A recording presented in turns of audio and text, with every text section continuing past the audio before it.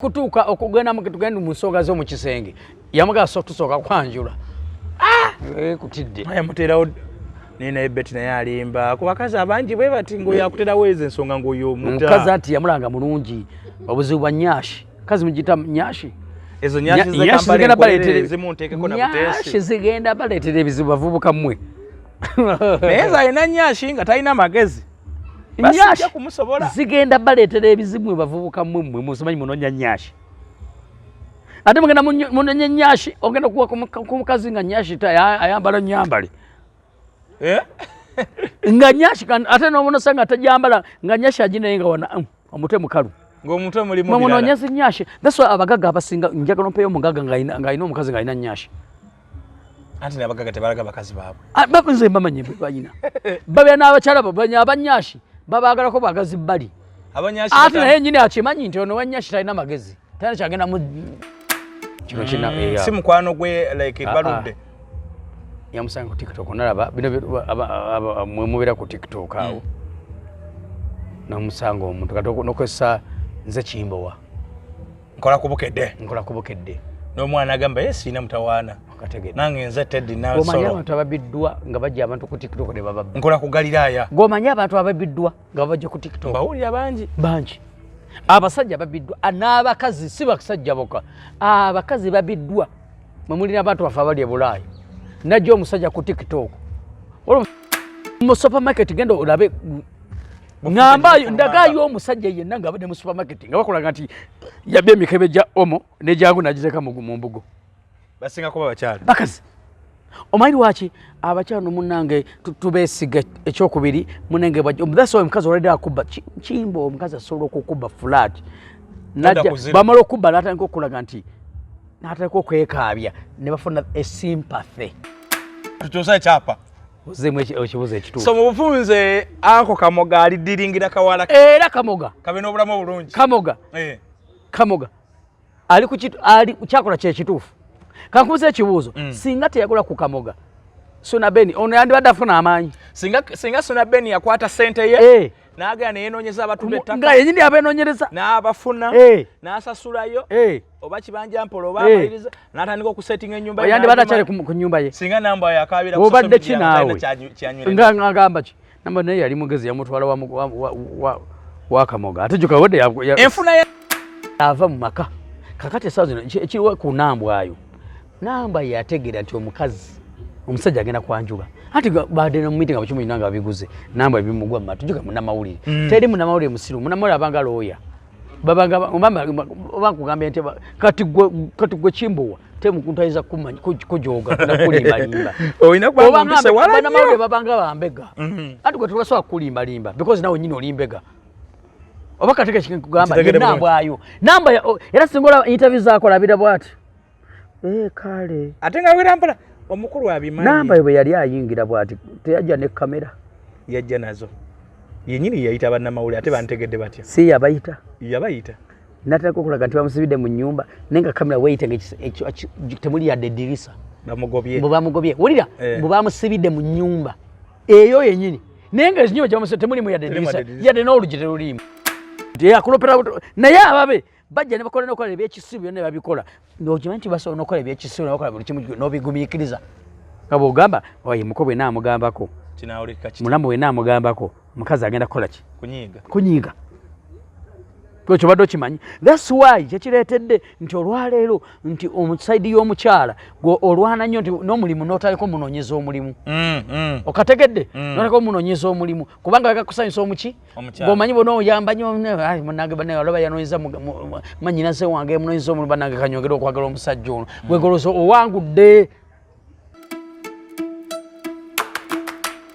Ebigambo bino bituuka eri omuntu yenna ng'ebizibu byakukwatira mu manvu ng'ogezezzaako buli wamu okubyetakkuluzaako wabula n'okootakoota mu gaabwanda. Omulongo wa Swanga mu Luutansozi akusabye okkalire kubanga Zebulembe okukunaazaako amaziga ng'oyota ku byoto bye kafuumuula bibamba. Gwe wenna ng'ogobye ku mpapula ezifuluma eggwanga nga byagaana. Koba ebweru wa Uganda ng'obutuuze bugaanye. Amaka gakulemye, emirimu gitabuse bizinensi ekunyiye. Omulongo wa Waswa ye mutuufu okukuwonya embeera ya mbulabutuulo ng'agenda kukumira ku byoto. Kuba ku ssimu nooti 752228 nooti 910 awo mube butoola n'omuluuta nsozi olwo yalambulula ebikutte entimba n'emigadde wanaakuwunzikira nga weeyagala ng'ebiiri gye ebitannaba kugwa kyankooto.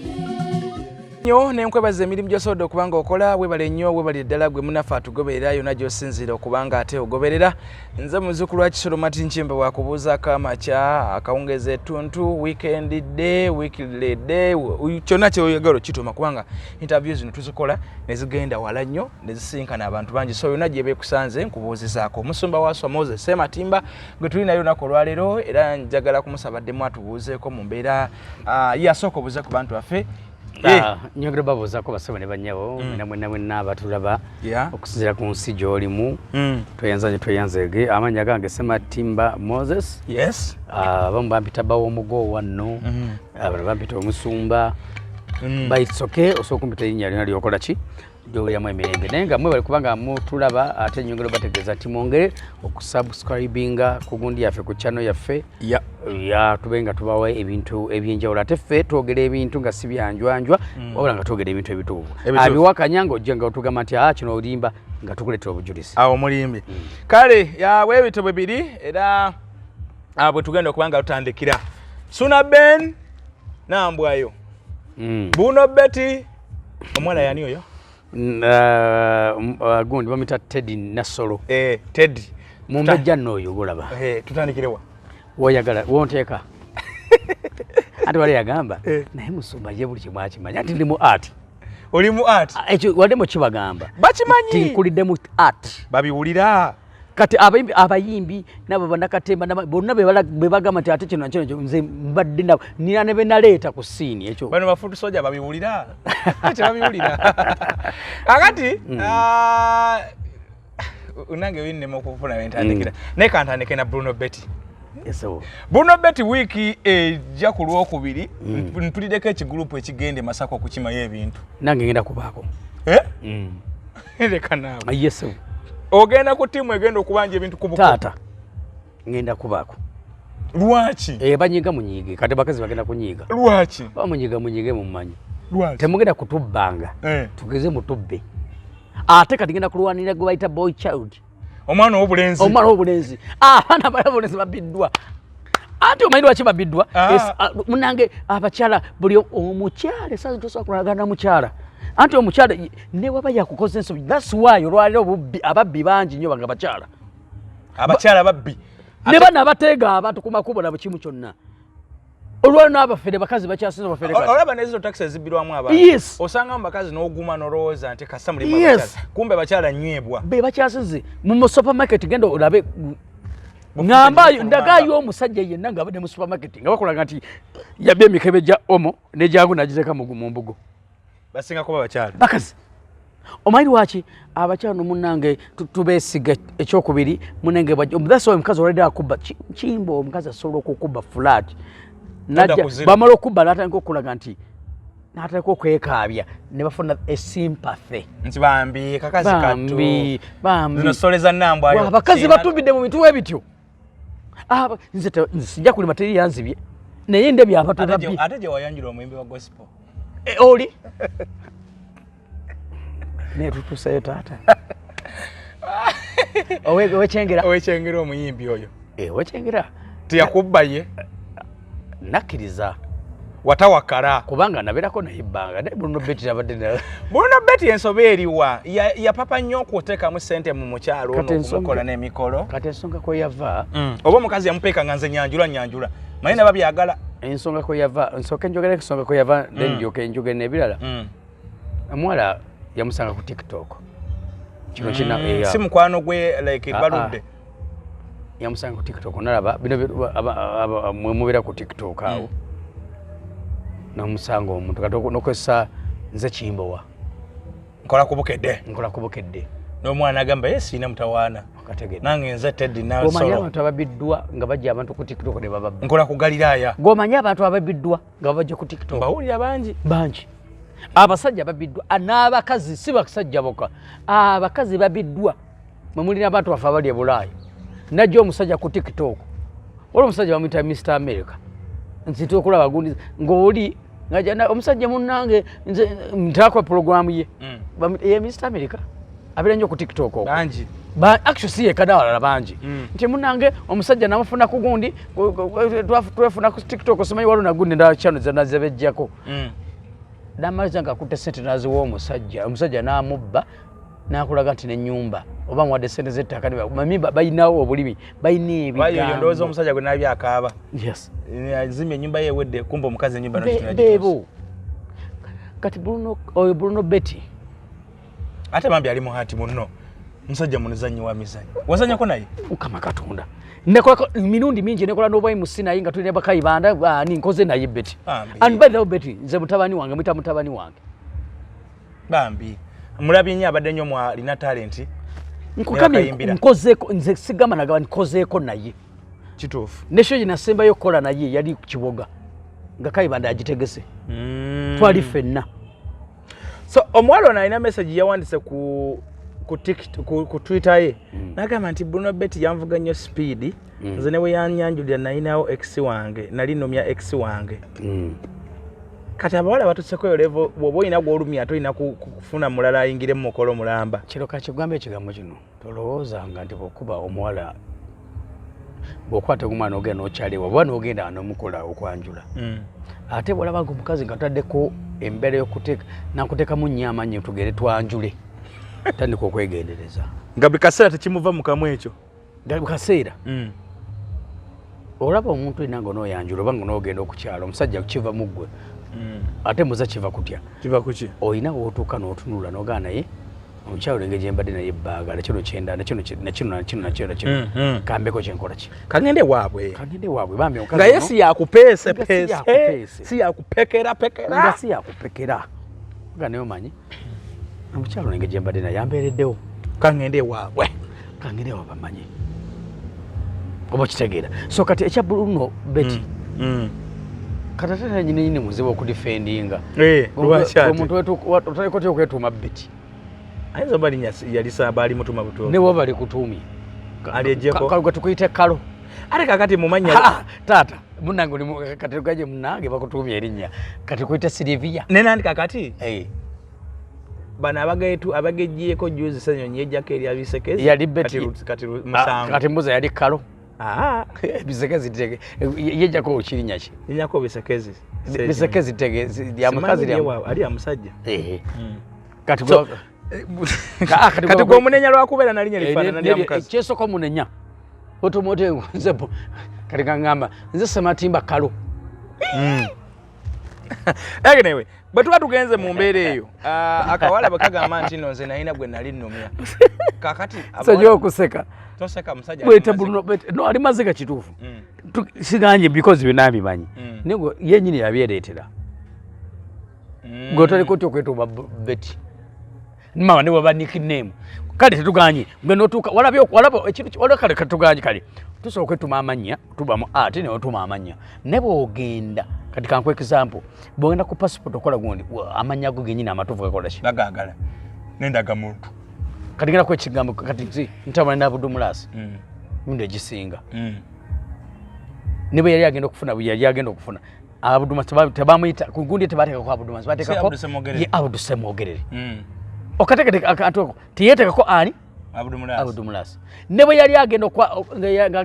okwanjula ewa Faati omutegedde Faati abeerera London yali mukazi kati bayawukana teyeyita Abdulmulaasi bamuyita Abdulsemogerere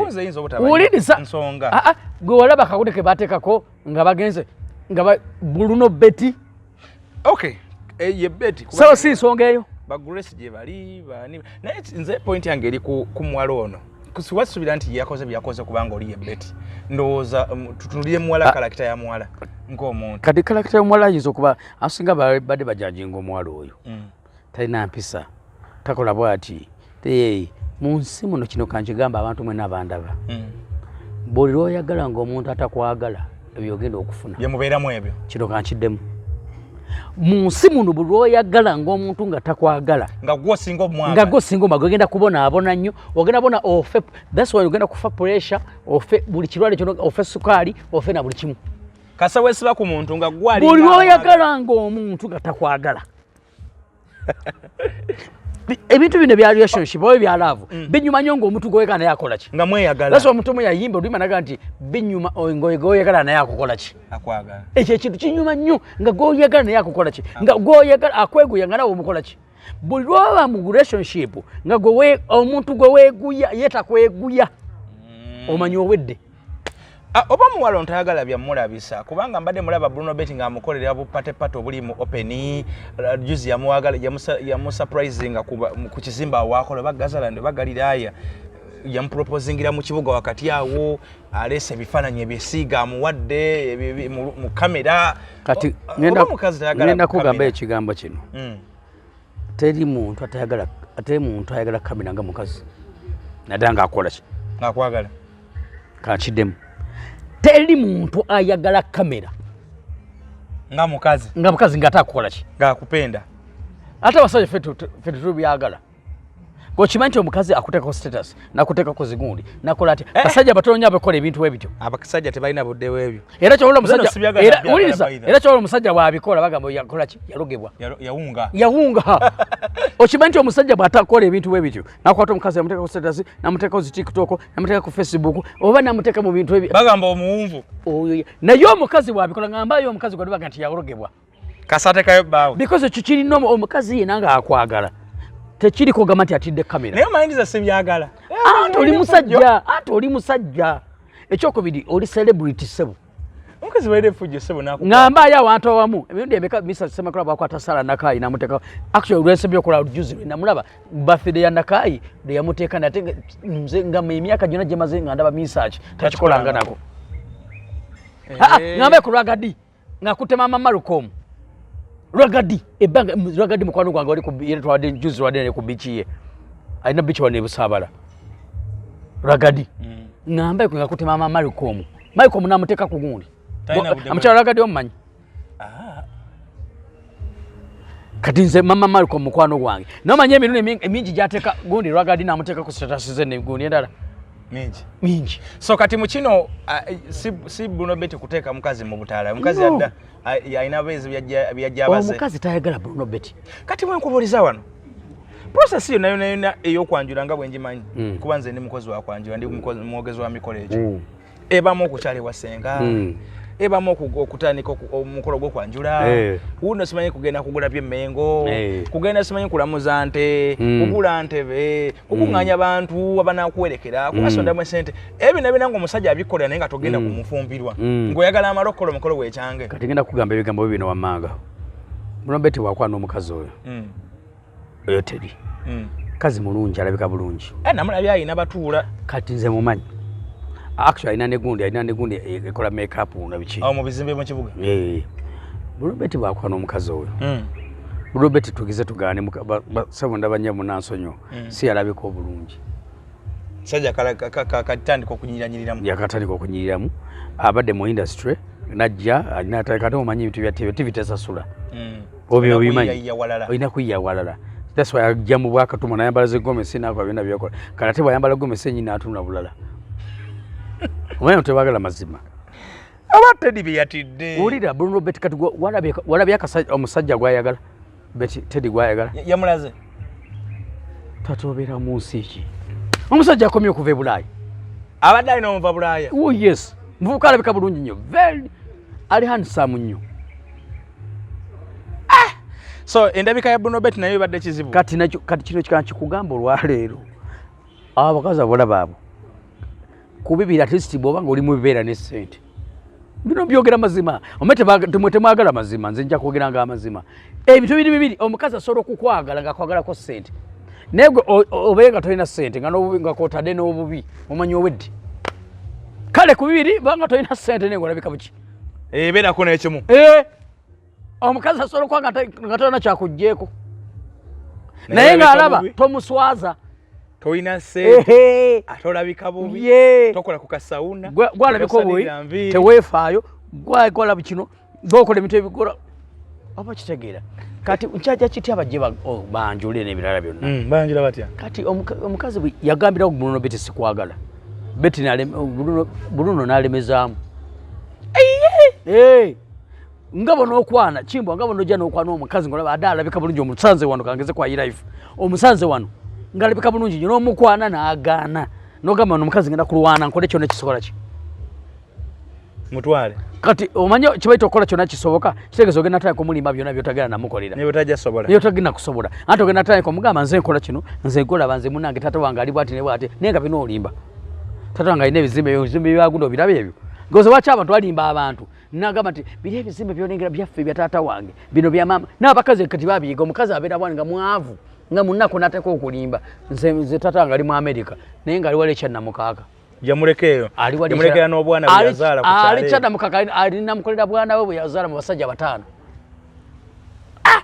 okay so kati Bruno Betty yamulimba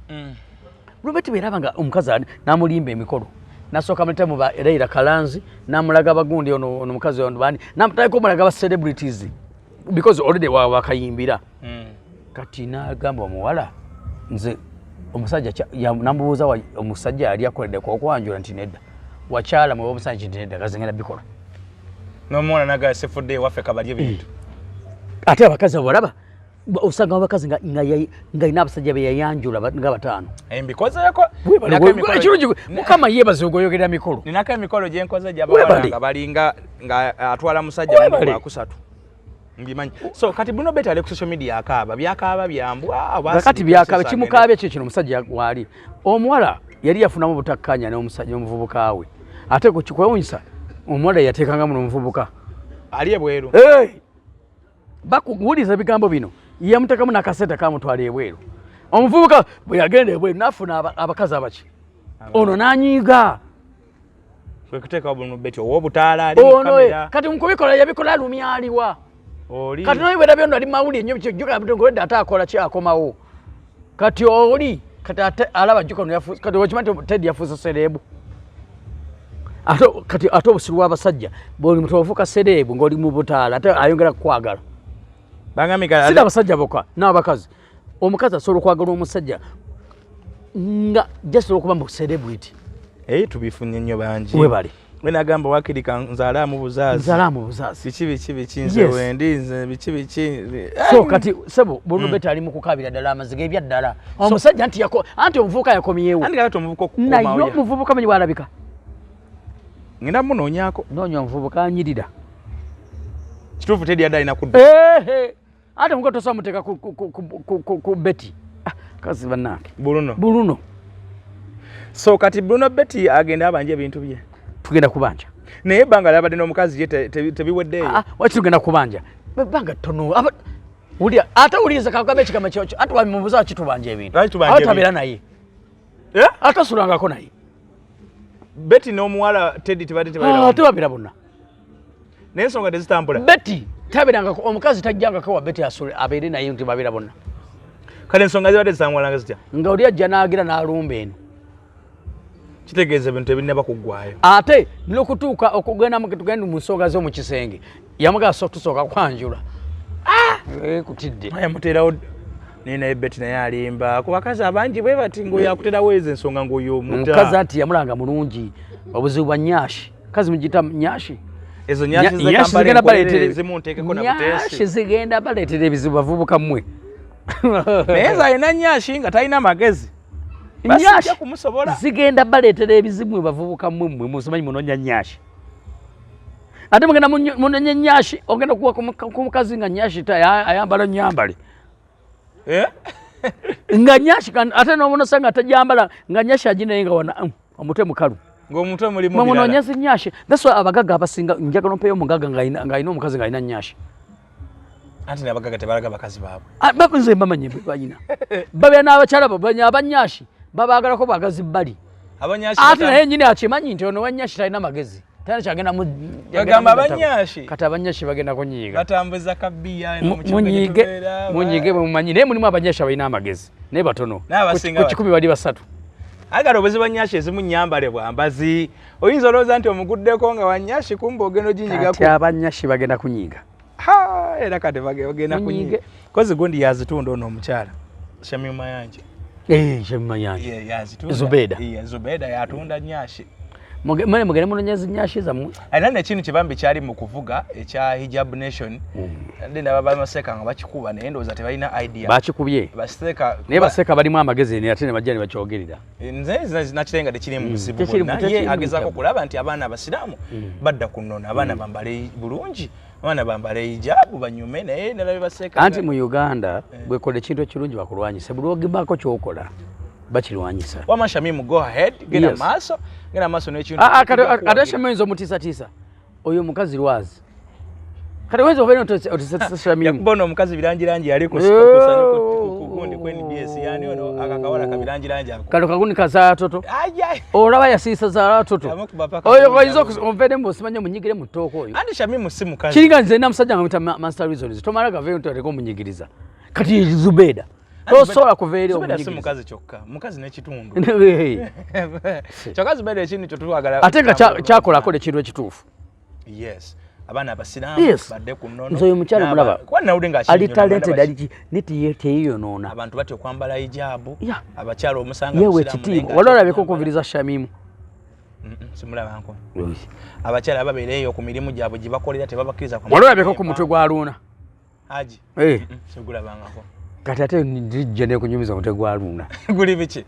tuguleke gulinga n'omutwe gwa Farouk Sakozi tuguleke kubanga sigulabangako Farouk kati kodi aba nayo kibayita omutwe gwa Luuna kwa bagenda mu kukivulo kasoke ekireke naye ajja kunyiga nende kunyumiza omutwe gwa Luuna lwakyateekako enkofiira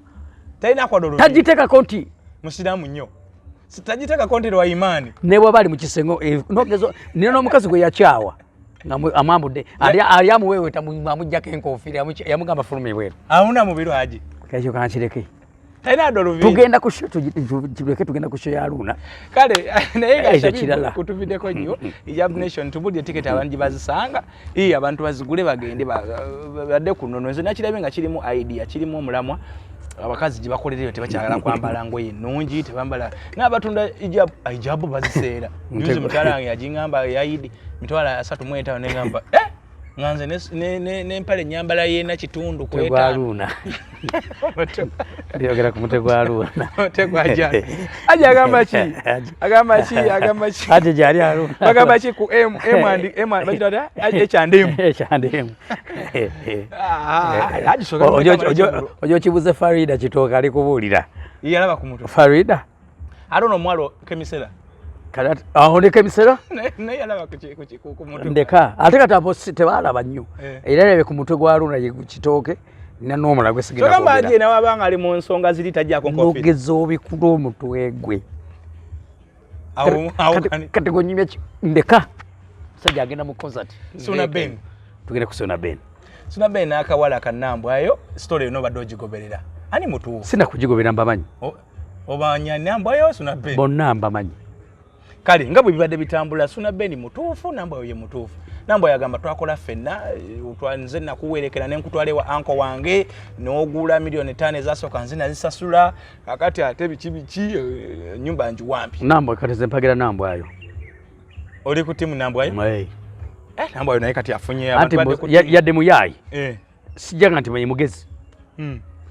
eri omugezi n'omuyayi nze nimba n'akawola kange nga kagezi nga nambwayo mba mmaze ate because abasajja ba-celebrity babi nnyo gwe kimanyi nti bantu bangi nnyo ba-celebrities bangi mu bayimbi n'ebirala byonna babbya abakazi ba-celebrity yes mbamanyi nga nemba kusomera wano n'abakazi bennyini nga bw'alaba celebrity kimanyi nti nsono kugunyumiza eyazimba Dabani eya Geoffrey Rutaya nga si yagizimba nenkunyumiza omukazi yagizimba omukazi nga yagizimba ya Geoffrey Rutaya lindako ng'omukazi yagizimba ng'abanyi bage Geoffrey yali asimbe ku Dabani ani mbadde banyiyiye yiye era nettaka lirye eyagizimba agiteekako tewabirako ebyalo ali mayinja omukazi otobijjukira gwe yawakalina oye ng'agamba amuwadde kali yagimuwa yayita mubba so lwaki mpagira ebintu ebyo lwaki wagira nambwayo nze ndi mu art abasajja babbya abakazi story engejja oli ku kino engejja mubbamu ewa Opafambo kati nze namanye namba yo ngabera ne Opa baberanga ali nze kugambe mbamanyi ngababera wali Opa Fambo kazi muganda oba kanyuze mwanyina oba kazini wa Fifi da Queen Opa Fambo nze nabayimbisanga Opa Fambo noyo gundi noyo yita Green Daddy bali nga babiri bayinanga duo babiri kati manager mulimo tyabeyo manager Roger bwava ku Bafana because manager Roger yagala nnyo Bafana history sagana jigendamu bwava ku Bafana akwata Opa Fambo akwata Spice Diana kati mukwata Spice Diana nakwatira kuba n'abaana na Opa Fambo yali mukwano gwa Spice Diana kati Opa Fambo wali wamulesa akube Bafana kuba ne style jayimbira mu langi anti nze ndizaka ina gamba Opa Fambo ne mugamba Opa Fambo kati nga Opa Fambo ali mukulwana nnyo ayimbe ngani ayimbe nga Bafana yes gwe singo otali kokulira waone kati Roger na Rosa ti wanateka mu amanyi gundi Opa Fambo soka Opa Fambo red ina muganda Fifi da Queen ali kuchi kubukedde so our publicity bichi byonna bijja kwangwa chimu chola kigenda kola chi that's why yako kwavo kwao kana Opa Fambo kwao kana ne Green Daddy isi kamera bayimbisaka ebusunju nina omusajja omita reason za so no kubole namuyimbisaka ebusunju nabayimbisanga ebusunju kati abamala baawukana naye kati ekyo si kyekikulu ekirimu kiri bwe kiti Opa Fambo yali bawani wanambwayo yes nga Opa Fambo mwenzi nga mwenzi nnyo era nga ng'ayenda n'ebitakusaana ani Opa Fambo mwanyina wa Fifi da Queen Opa Fambo yali omwenzi nnyo kati ngenda kulaga gwe bayita gundi ngenda kulaga gwe bayita namba nti mugezi kati wakati we babeera nga bapangisanga ne Suna Ben bapangisa mu kikomera kyekimu naye nga bona Suna mukwano gwabwe kubanga Suna ye yalinga avuga nambwayo ku makya ng'amutwala ku Bukedde anti bakolanga bonna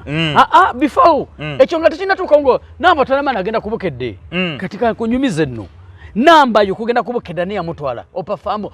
yegaira mwanyina yani Fifi da Queen so namba yafuna omulimu gwa Bukedde era Suna Ben si yatwala namba ayo Fifi da Queen yeyambako namba yafuna kubanga alaba mulamu we aba muyita mulamu okategedde amuyamba Rwanda Opa Fambo kati Opa Fambo juga yatambula ngatenga ne mwenzi kati okumanya ebintu bizibu namba ayo yaberanga n'ebisuzo bya Suna Ben bino biko magema zima nambwayo nga tunabira mu kikomera ngambera nafena nze gwe Suna Ben nze Opa Fambo naye nga gwe mukyala wange oba girlfriend wange olukwa tuli bawamu gwe ng'omwesiga ng'omwana ebisumuluzo byo kati nga goboleta y'obuwala namba yajja n'abakola kyeyabugulira bituufu naye kakati namba wabanga yeyaguliranga n'obukazi bwa Suna Ben ate appetite evaawa okuyingira direct wa Suna anti namba yafuna omulimu ku Bukedde kaka nakayimba kiri kye badogamba nti ayimbira ddala yajja ayimbe ngani nga Bafana era nateeka okukola ebintu bya Bafana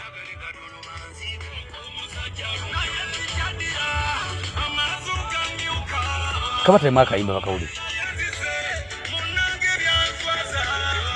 babita Opa Fambo olina yosayiro kugambe bamulitanga bakube tukira Roger era agala bakube Bafana because Roger kusoko komeza ukabakubira ngenda kunyuza kubanga Roger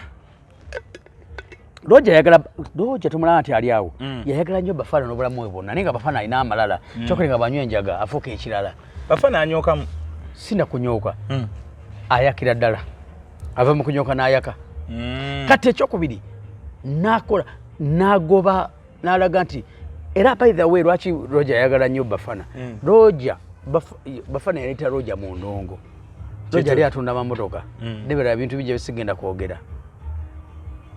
kati yajja ng'amwagala ng'omuntu naye kati wagulira bakyawagana kokujja kwatagana Spice nakwatagana Spice Diana kati yafuna omuvubuka ono ngaaza ajja kuyimba ngani nga Bafana anti amugjewo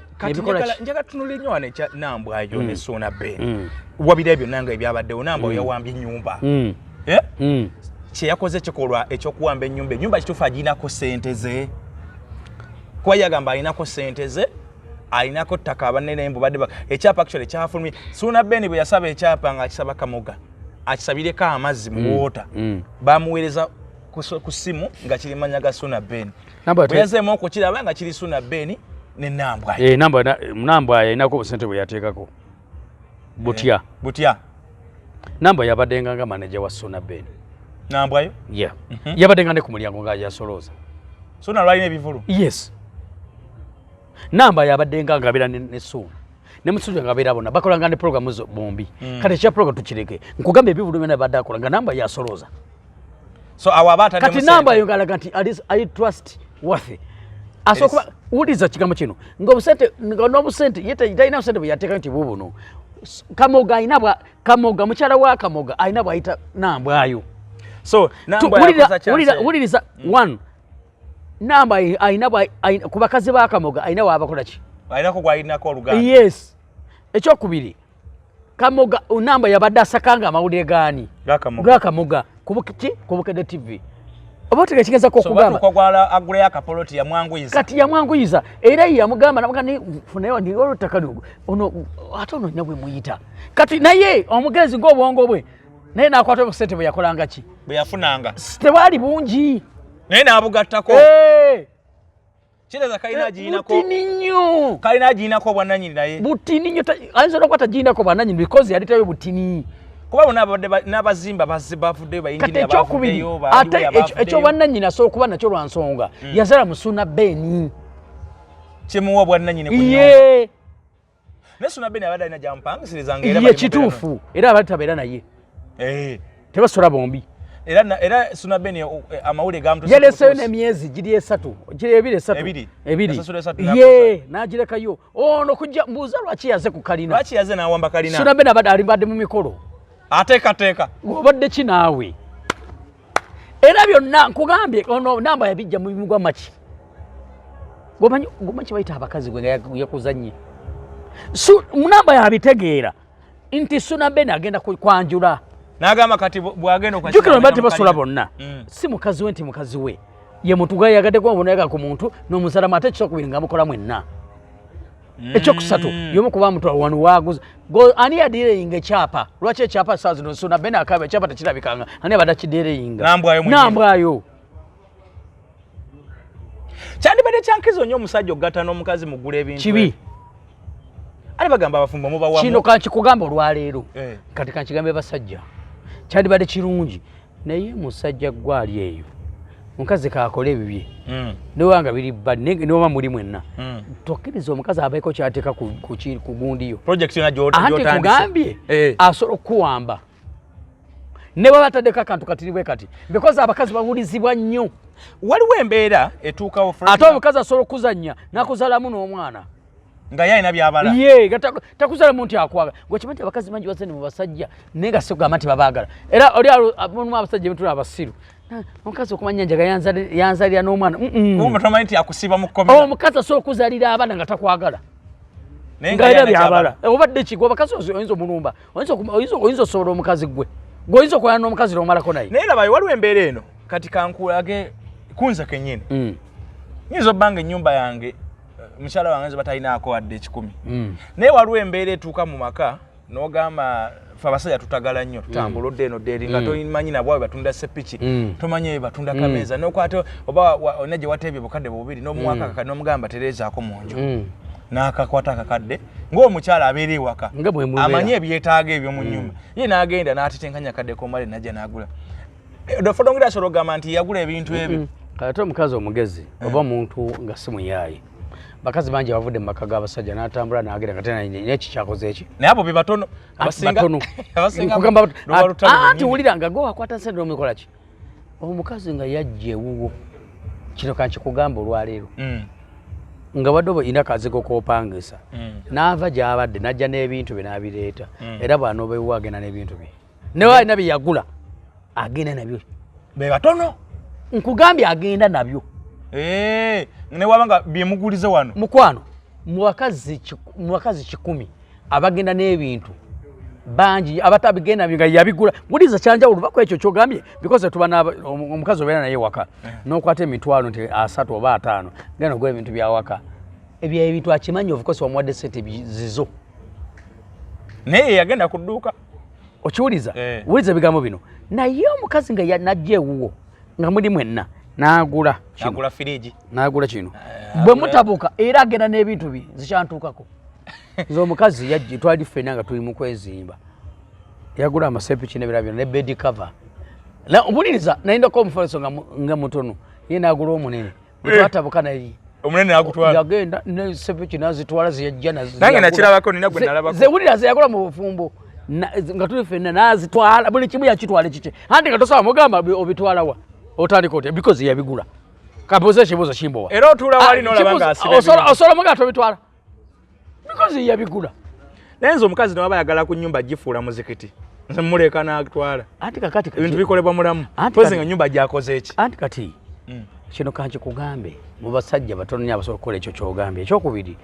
omusajja osobola obikola basajja bangi abadde mu maka ne bagaleka naddala ng'abadde mukyalawo mubeera mwenna basajja bangi abalesa amaka kino kankikugambe generation gye tulimu omukazi tanoba omusajja yanoba n'amateeka okimanyi n'amateeka gennyini gasobola okugoba omusajja tebikyali bulaaya mu masaawa zino nze kugambye ow'ekyengero omujjukira omuyimbi wa gospel nze nava mu maka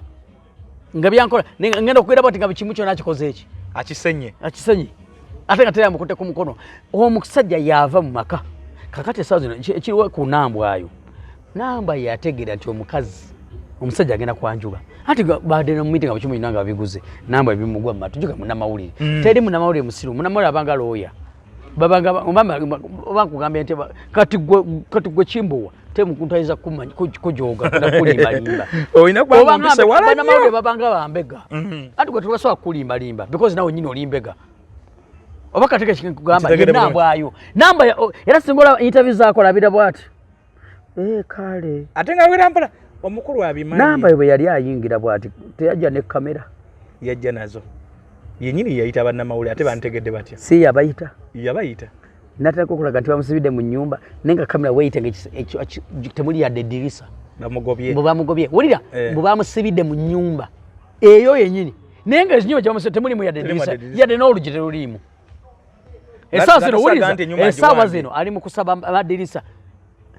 ate nga omuntu akikulembeddemu era yafifidde Queen yali mukola campaign basabe ate lwaki nga yali mulamu we anti kati namba ibakoze ne fifidde Queen okumala ebbanga kati ekyokuba nti oli kaziniwe anti kati akimanyi because namba yasala mu Upper Farm tegeza namba kanjakalo kawulire n'abantu bakawulire namba yasala mwani namba alina omwana wa Upper Farm alina omwana omu mu Upper Farm kitegeeza era suna alina omwana mu namba then ono ali gwagamba ali mu lubuto namba alina abana ameka kati abe tubala bali babiri n'olubuto bwe basatu kati sitegeeza naye nga mu Upper Farm mulinamu omuki etegeeza namba yasobola okudda kakati namba yo kakuba example bwabba ennyumba ya Suna Beni ate nga yagenda jibwa amateeka ne gagimuwa ajja gitwala wuliza bagitwala Upper Farm ajja Upper Farm asobola okujja mu kalina ya Suna Upper Farm namba laavu ye entuufu yali ku Upper Farm Upper Farm yali mwenzi kyeyavudde Upper Farm yaviideyo mu media wano ng'olaba tamukuba nnyo ate nze nkubula ebigambo bino ekyokubira mwinamu muki omwana kitegeeza ennyumba eno bwe bagiwamba size ennyumba bagenda omwana wopa abeera n'obulamu bulungi kyona fifidde Queen alwana gwe tonabirabanga ngo fifidde Queen ayita bagundi bamama fina ne bani abalala bali mu kuyita madirisa n'ebirala obadde ki so ekyo gye kiri okutandika bakusonda ku nnyumba ya Suna Beni gye batasondera okuba ku block paka kati esaawa zino yesinze nagambye mpagira onambwayo ajjemu akalungi Suna Beni alina abaana bangi sikyokuba Suna Beni mwenzi yes abasajja bonna baki benda kati bali mu kujjanjaba boy child omwenzi n'abala bayigira okwo ekyokubiri tutandika okuddamu amaki omusumba kubanga wuliza ebigambo bino nti Suna Beni abadde yaleka abadde nakwata amulekere ddala boneboneno nambwa so Suna Beni yo style era namba yaba kubanga simu namawulire nga ali awo muwala ali awo because bakugamba Suna Beni alina abaana beyaleka beyazala Masaka babonabona bakaba n'okaaba yabasuulira mu kikyala Kayondo yabasuula nkugambye ebyaddala tabalabirira kati namba yo nange bakimuwagira namba yo mugezi kituufu kyakola si kituufu kubanga nyuma kituufu tugeze tugaane yani yasuna naye kakati ono yamuzalamu dalo zagenda muzanyirako bino byebajja ne bebakabaka ku bakazi abebakabaka ku bawala kati namba yo ne mugezi namba yo muwagira omusumba oba munyiige omusumba omuwala ono kyandibadde kikulu omusajja okugendera ku family ya mukyalawo bwe babanga balina kwegamba naabanga mukazi oyo akulidinga onoonya gye bakanika mmotoka muganda wange gyali wakiseka onoonya abatunda amataka ango kamoga alirina onoonya nga mukazi buli kaseera kugamba abooluganda lwe bakirina kati ekyo ekintu ekyo obuuza ekibuuzo ekituufu naye abasajja ffenna tukiine bwe twagala abakazi fe tusiriwala kakiddemu kyogere abasajja bwe twagala abakazi tusiriwala omusajja ntuko kwetika okimanyi nti osobola okwagala abaludda b'omukazi gwe abaludda bo n'obakyawa ekyo badde okimanyi n'otuuka ekiseera kati kangeze olina mukyalawo kimbowa n'okwata omwannyina w'omukazi n'omuleta n'omwerera n'omala omuwerera n'omunoonyeza n'omulimu naye nga olina muganda wabonaabona ali wali ne baana bamannyoko nga gye bali eyo nga gye bali bangi ekyo ekintu kirina abasajja nti omusajja bw'ayagala ennyo omukazi atuuka ekiseera ng'omukazi sayidi gy'akola ki ng'okimanyi nti osooka ng'oli mu maka ng'omukazi abeewa bwe bajja gwe takukiza abeewa mwe bajje wali okategere bwe bajja nga tali kugamba balamu bange bampisa we bati kituufu yesi mubaamu we bati akulopera naye ababe bajja ne bakola n'okola ebyekisibu byonna ne babikola ng'okimanyi nti basobola n'okola ebyekisibu nebakola buli kimu n'obigumiikiriza nga bw'ogamba oye muko bwe naamugambako mulamu bwe naamugambako omukazi agenda kukola ki kunyiiga ekyo badde okimanyi thats why kyekireetedde nti olwaleero nti omusaidi y'omukyala gwe olwana nnyo nti n'omulimu n'otaliko munoonyeza omulimu okategedde n'otaliko munoonyeza omulimu kubanga bagakusanyusa omuki ng'omanyi bona oyamba nnyo munange banne aloba yanoonyeza manyinaze wange munoonyeza omulimu banange kanyongere okwagala omusajja ono gwegoloza owangudde ovola kyekintu tuleeta ekyokubiri omukazi olwaleero bw'otuuka esaa ne mwetaliko kubanga mwagana thats why nti akutandika n'okunoonyeza gwe wali obaddekaawo nga olina girlfriend gwali onoonyeza okimanyi nti bw'oba onoonya ennyumba mukazi gw'ogamba anoonye ennyumba gwe ne bw'onoonya ennyumba ennungi mukazi najja n'agamba sijagala era ogivaako ye n'anoonya gy'ayagala nze nkugamba kyali kintuuseeko emirundi si gumu ebiri nze sinoonyangako nnyumba nga ndi n'omukazi nengyesiimira naye banjirabye omukazi nga nze nsoso giraba babuloka bantu tenkuwa example eri ebyemabega nsooka kukubira muki mukazi ne mukazi sooka ogiraba ennyumba bajja n'agigaana sigibeeramu yasalawo era okimanyi nti omukazi asobola okusiima ennyumba newewe ge tojagadde gwe nogaga togibako te omukazi akoze eki agisiimye so mu mbeera eyo omukazi akusitula akutwala ewaka ojjawo atunda ettaka osasula bituuka maaso eyo omukazi kuba kati kino kyalaze nti namba yagatta Suuna obwongo n'amusula n'amutwala ewa Kamoga ne bagula ettaka mu mbeera kati kankubuza ekibuuzo Kamoga n'adiringa ne kawalake ne bakyusa ekyapa kye andi nga nakalo kamukabiranga ennaku bwe kamugamba Suuna nkola bw'ati ne bw'aba ggwe kati kangambe gwe mwanyina wa namba linako gwe kojja wa namba ayo wulira namba yajja kugamba Suuna be nambonyaabonya oli mu bwezi yakuta kisooka ekyokubiri kamande ekyalone nategedde alina abakazi abalala bana abanyinamu abaana ekyokubiri yalina omukazi gwagenda okwanjula oli kojja wa namba ayo awo mugamba bugambye ekyapa nze nkirina katukikyusa okola otya katukyusa ekyapa ozeemu ekibuuzo ekituufu so mu bufunze Anko Kamoga alidiringira kawala era Kamoga kabe n'obulamu obulungi Kamoga ali kyakola kyekituufu kankubuza ekibuuzo singa teyagula ku Kamoga Suuna Beni ono yandibadde afuna amaanyi singa Suuna Beni yakwata ssente ye n'agenda neyenoonyeza abatunda ettaka nga yenyini abeenoonyereza n'abafuna n'asasulayo oba kibanja mpola oba amaliriza n'atandika okusettinga ennyumba yandibadde akyali ku nnyumba ye singa namba yakaabira obadde ki naawe nga agamba ki namba naye yali mugezi yamutwala wa Kamoga ate gyokawedde enfuna ya namba ayo ne Suuna Beni naye eyinza oba akoza hama engeri gye beefunamu namba yavoma tuse mulyango gw'opafambo ayingidde gwa Suuna eyinza obaako naye emberebezi nga Suuna agamba naye omukazi naye gwe najja anti kati nakyo that's what yamuwasa nti abeere naye wuliriza bwe lwokwana ng'omukazi n'omujja mu bufumbo nawe nyine woobeera naye yogera amazima tosobola kumwesiga ogamba ngana gwe namusolo mujja wali mu bufumo kyeza ono mulagenda mujja kumukole obasudde ye mukyala mugerwa ya mwesonyiwa bwesonyaga ko semugerwa gwobadde naye neze kola ko Christmas kumbaga okategedde gwe tosobola kugamba nti kuta omukazi n'omusigula ew'omusajja gwe noloze ewuwo nti ajja kuba gwe n'omusigula omusajja n'omuleeta ewuwo gwe n'obeera mu ggumu n'oga nti tebagenda mujjawo skills enyizo wakozesa ngabu wakola n'omujjewo omusajja n'olwo agenda okumujja ewuwo amukole ki amutwale kiringa omukazi olwaleero omukazi n'akwanguyira n'omukwana mangago n'akugjamu kitegeeza n'omulala otaliko okweralika kyeza n'omulala agenda kujjamu kole gabo yakwanguyira wagenda okwanguyira omulala kibayita logic mutwe omukazi okimanyi nti omukazi bwakubonyaabonya okumufuna n'olwana nnyo n'olwana n'okola n'omukwana n'odda eri bw'obeera naye mu bufumbo bamuguma ogamba olaba yabonyaabonya nze kaŋŋumira ate oyo omulala ne bwolaba omusajja olanga because abasajja osobola okuteeka noga nti oyo talina kyasinga naba balina ssente nange nina kyemusinga that's why abasajja boolaba nga tawa mukazi gaapu omaire wakitagimuwa yamukwana first time namwaga kati atandika okutya bwe namukwanirawo namujja mu bbaala kati wuyi tuli mu bbaala linooli oba tuli mu gadeni oba tuli waliwo abasajja nga akuuma omukazi nga omukazi newaba agenzeeko oba out oba agenze wa mikwano amukubira akasimu oli ne baani awo mpaka omubuuzeeko ne waba ali wa neighbor amugatusikoleza nenkolabe wa neighbor omusajja abeera ku trip buli kaseera video call oli ludda waawo kubanga akimanyi yakwata kuki kukutu n'asika busisi kakireza akimanyi n'omulala agenda kukola ki kusika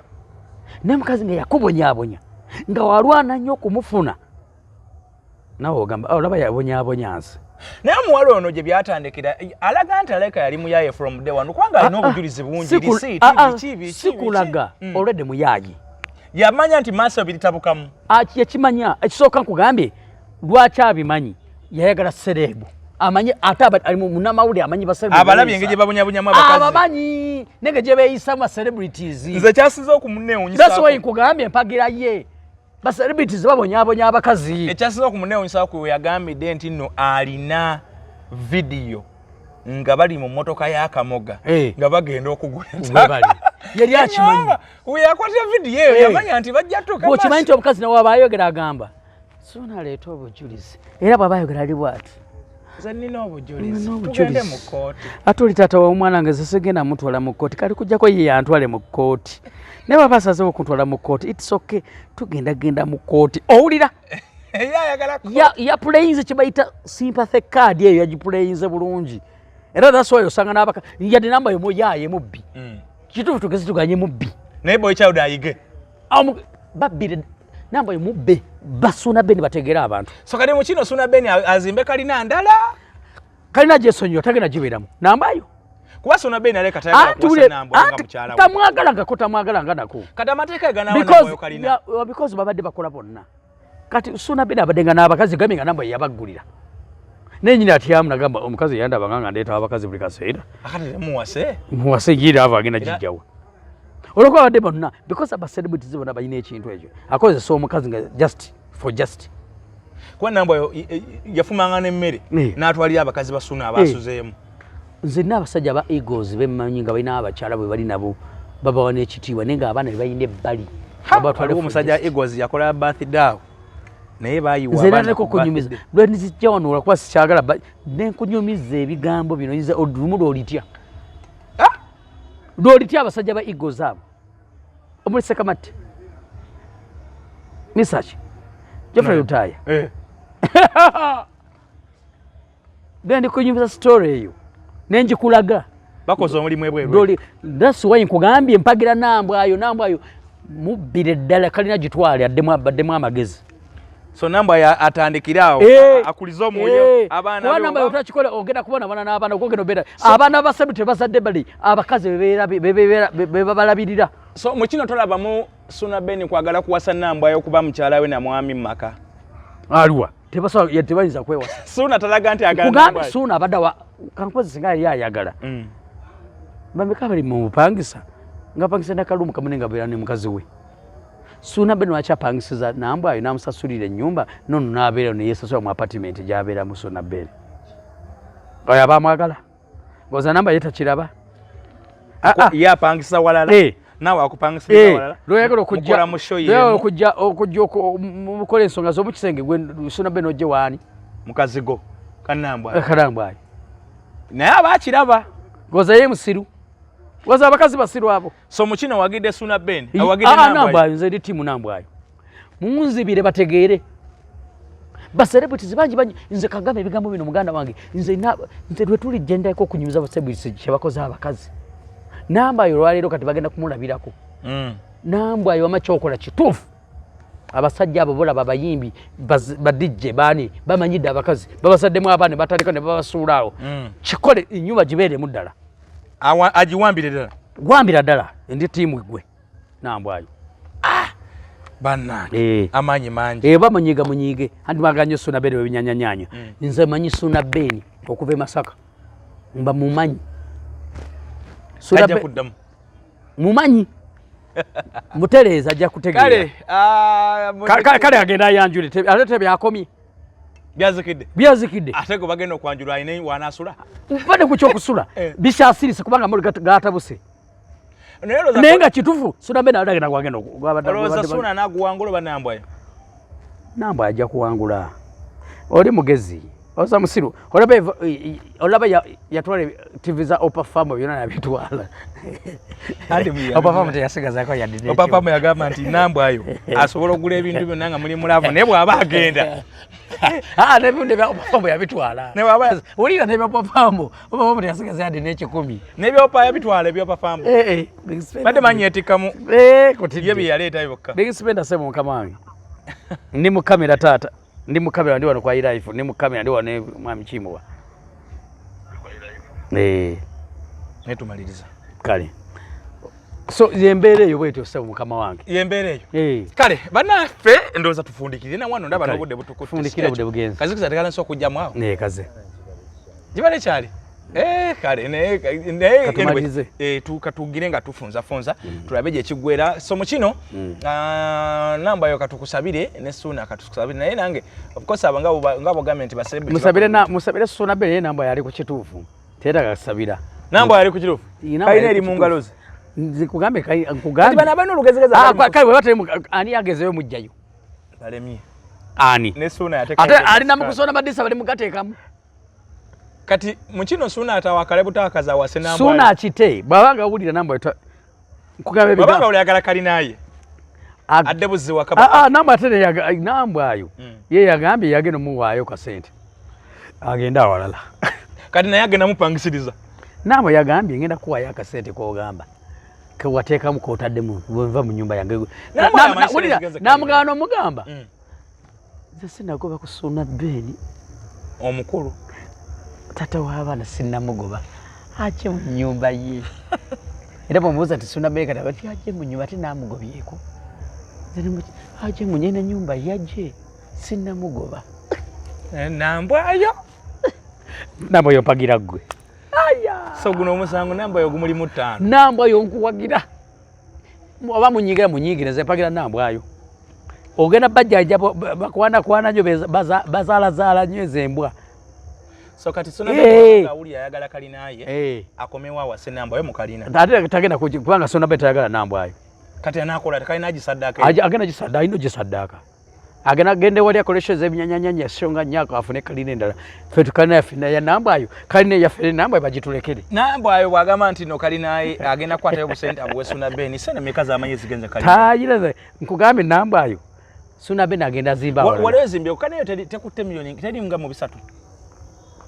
eri mu bina kalina anti kugambe ebadde bulako okusiba busibi just madirisa na munda ku finishing actually finishing eri mu bina sebo zashoze binyanyanya nga mukaga kati kugambye Suna Beni agenda kola shows ate kyokubiri ave ku Nambwayo kubanga ngatuko kubinda ebinyanyanya abantu banyiga Fatuna kasajja kanu bakira simanyi ka daily Uganda kakola ku TikTok akakuba omukazi kujja akakuba omukazi omuzungu kamu kuba yakuba omukazi yakuba daily Uganda ninagwa ku ttaka bwati Tachawulika na wulikika. Nga ne bakola live abatoba muvanga twalere wakuba omukazi gwe tozanyisanga omukazi ayina anti abakazi wala bebatuzaala anti omukazi yakusaliwo okubeera omukago oba obeera omwavu ng'ojjeko Katonda omukazi kino kankiddemu kyekugambe ng'ojjeko Katonda omukazi asobola okusalawo obeere mwavu oba obeere mugagga asobola n'okusalirawo ekika nti kankutwale mu beekima gwe omukazi oyinza ozanyira ku mukazi gwe Sunabe ate nga kyayagala abeere ng'ebinyanyanya bikyalina ng'ali akyali mu bantu Yesu nyiwa omukazi ataddamu nakola zilive z'abadde akola Sunabe ni kuwa n'amagezi okola zilive ezo kuba nambwayo zesonyiwe baba kyagala okusigaza omukwano bw'oba okyasigala genda okole ebinyanyanyanya okole ozimbe walala ekyo nyi namba y'omuzaalamu omwana nono gwayi bwe kiba nga kifu gwalina mu lubuto nga naye wo byesonyiwe ate ekyokubiri eyo kadi gye wazanye enfu olina kujja kukwata nambwayo bulungi nga togeze mawulire nojja n'omulimbalimba nonga nambwayo bebi nyamba munnaage oba kalina agitunde anti kati alina kulimbalimba nambwayo muguma n'omulimbalimba awo kugambye naye kanyamba takyasobola alina wano anti nabanajja mulimbelimbe era namajja teka animbalimba nambwayo mugezi kati mubumpimpi Sunabe talinawo kalina mufunze talina bakuzimba ekyo alina obutaka bungi mbumanyi kale katufundikire wano njagala mukama abakuume mbere bulungi musubscribinge mulaikinge mucommentinge musekulu kimu emboozi eno esobola okubanga etambula buli wamu gisasaanye njagala kubagaliza bimunjagaliza mukama Katonda abatukuumire mubere bulungi nnyo mweraba